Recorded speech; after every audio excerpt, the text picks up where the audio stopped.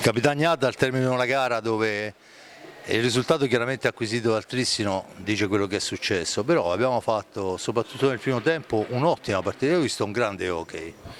No, sicuramente è stato un hockey divertente per il pubblico, ci siamo affrontati a viso aperto, ovvio che sulla lunga a noi ci manca un po' di quantità anche a livello di fiato, e loro hanno fatto una grande partita, giocano un bel hockey, è bello anche affrontarli, ti giochi a viso aperto, ovvio che il risultato non diverte.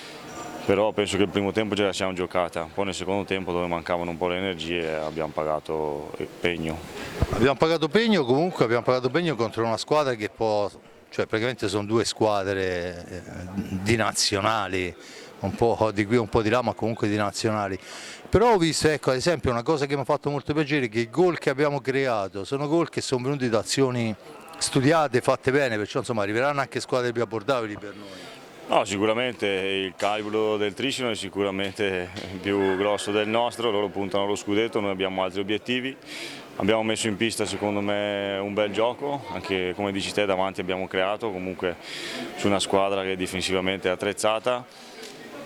E io penso che si inizi a vedere comunque un po' di lavoro, ovviamente dobbiamo pensare alle partite quelle alla nostra portata, e pensare che stasera sia stato comunque un buon allenamento e pensare alla prossima. Ecco, questo forse è la cosa più importante, dimenticarsi di questa partita e pensare subito alla prossima.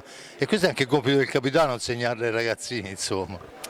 Ma è chiaro, no, che dispiace sempre, comunque era la prima partita in casa, c'era tanta voglia di dimostrare anche al pubblico di casa. Quello che gli ho detto ai ragazzi della prima partita è che Forte dei Marmi va al di là del risultato, l'ha dimostrato in questi anni, c'è da dare tutto in pista. Alla fine della partita, dopo un 10-4, abbiamo avuto 2 minuti di applausi, per cui quello che ho detto ai ragazzi è che che questa piazza merita di più, loro ci danno il loro appoggio e noi dobbiamo dare tutto.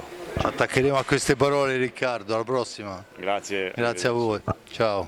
Ciao ragazzi.